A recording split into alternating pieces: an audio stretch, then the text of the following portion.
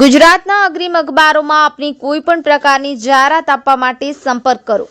જાહેરાત વ્યાજબી ભાવે પ્રસિદ્ધ કરી આપવામાં આવશે.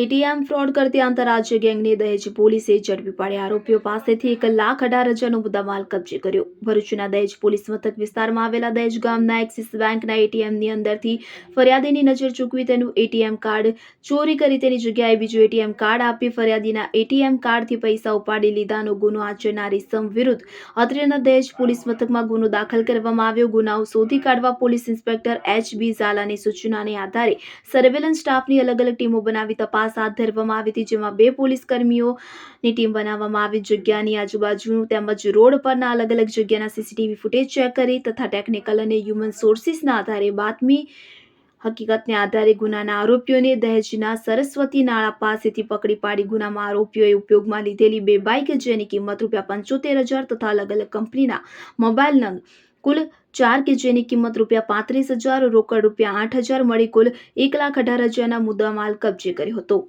યાકુબ પટેલ, ભરૂચ.